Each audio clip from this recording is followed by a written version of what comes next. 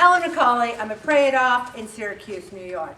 And you know, since October, I've really been dealing with, and I've shared it with the group, some hip issues, some pain, some real pain.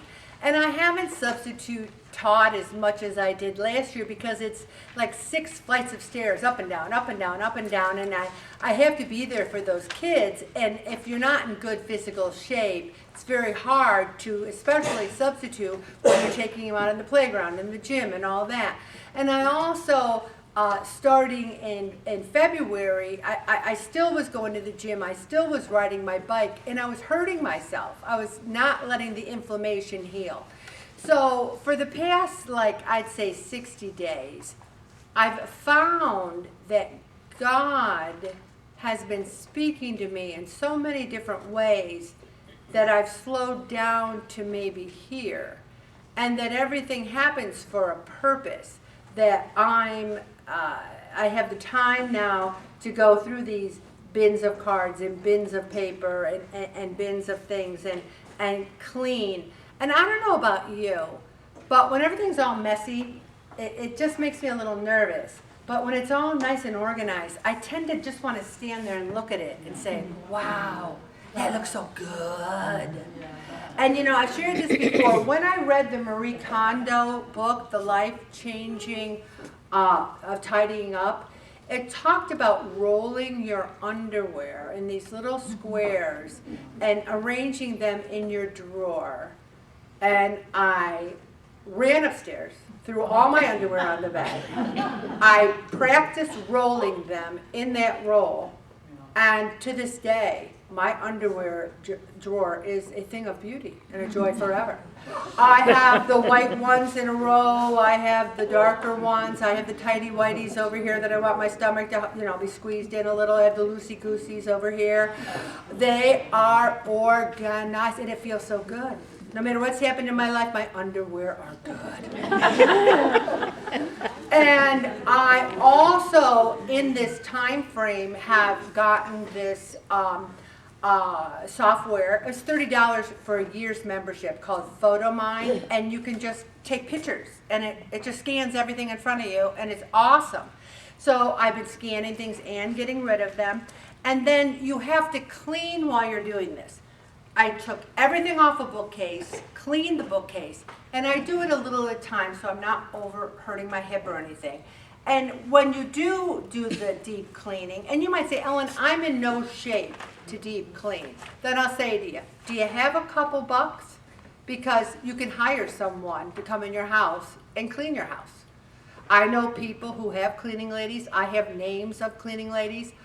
I don't have one because we don't need one. There's just me and Bob. We can do it ourselves. But if you need one, I got names, okay? And I got new names, Kathy, in case you were wondering. I got some new names. And so if you can't do it yourself, pay someone to do it. I even know people that will come in and help you get rid of your clutter. But here's what you have to do. You have to say, yes, no, gotta go. You gotta make a decision. So I went through all my books, and any book that I could take out on a Kindle, I am donating to the library. And I made a list of the books I'm donating so that I know, so I can remember to get it on a Kindle. I will have to live to 175 to read all the books I want to, but I'm donating them. I don't need all those hard copy books because I can read a book on a Kindle. Also, the books that I have saved is I like to read spiritual books. And I like to read them before bed at night or in the morning, and I kept those. And then when you take the books off, then you start putting them on in alphabetical order. And the reason you do it in alphabetical order, that way you don't have a duplicate book. Have you ever said, oh my gosh, I've got 2 copies of the Life-Changing Skills of Tidying Up? Alphabetizing does not take as long as you think. So let's look at the whole house. When's the last time you cleaned the baseboard, dusted the ceilings, vents, and fans, wiped down mirrors and light fixtures, washed the windows, vacuumed and mopped floors? The best thing we ever did was get new windows because they came clean. You know? Also, launder and deep clean area rugs. You don't have to put them in your own washer. There are things that they're called this, laundromats. And you can take rugs and get them done there. Also, deep clean your shower and tub. Here's something you should do.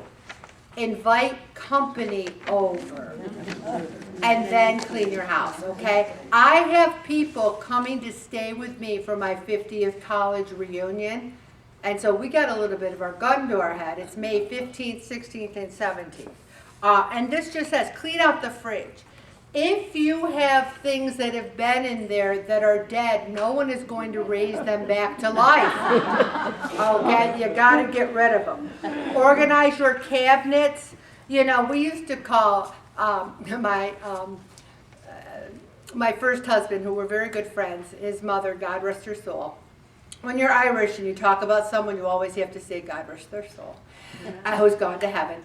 She had spices that Marco Polo brought up. They were in these cans. They had the little dots and the little metal thing that were rusted. You know? And every time we would go over there to eat, I always felt like the next day, you know, I was like, my stomach would be upset. So even to this day, my daughter Shannon and I call them Marco Polo spices. If you've got spices that are too old, get rid of them and get new. Also, the bedding. If you haven't changed your sheets in a month, all right, think about it, all right. Also, dust your furniture, and then I'm not even talking about outside. Wait till it's a little bit nicer to worry about outside. So there's 7 ways clutter is ruining your life. It steals your focus. If you can't sit down for dinner at your table because there's too much stuff on it, that is an issue. We have a God who is a God of order, okay? And you know, when I'm going through my books, I had a book that Michelle Misnick gave me for Christmas at Christmas 1972, and it was on all the movies.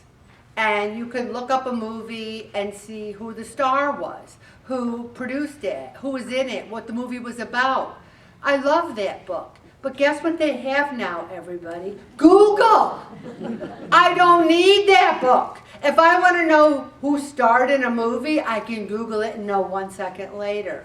So I'm getting rid of the movie book that Michelle Misnick gave me in 1972, and I haven't talked to Michelle Misnick since 1972.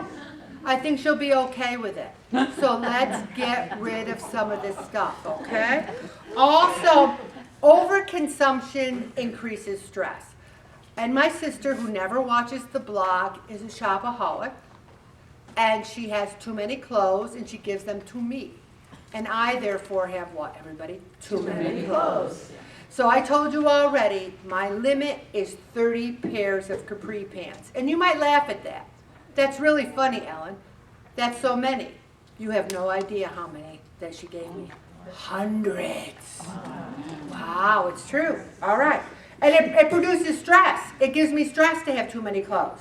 Also, it contributes to procrastination, because when you have too much clutter, what are the words you always use? Later, tomorrow, next week, when I have more time, when I retire, when the kids grow up. It's just like the weight. It's just like your weight. I'll lose weight when it's a little calmer, when I'm not under stress. I'll declutter when I have more time. Here's what it is. 1 drawer at a time, sweet Jesus. 1 shelf at a time, sweet Jesus. And then there's 3 questions. Yes, no, gotta go. Okay? Yes, no, gotta go. And it costs you time and money. How many times have you bought something and you already had it? Because you couldn't find it. You didn't know where it was. It also aggravates allergies because there's so much dust in your house. It makes you fat because all that clutter causes stress and it makes you fat. It's also fun to go through your stuff and either take a picture of it or get rid of it. Let me give you an example. It's my 50th college reunion, so I'm going through everything. And today I found a little article from the newspaper that had my bowling team. And it's really funny because the bowling team, and I got to look it up to give. Oh, I remember. The name of our bowling team was the Lost Cause. Now I'm talking, this is 1972. And it made the newspaper because it said the Lost Cause made the night special because they finally won the round after 27 losses in a row. We lost 27 nights and finally won. And one of my friends said, I don't remember that we lost so much. I said, that's because you had too much beer.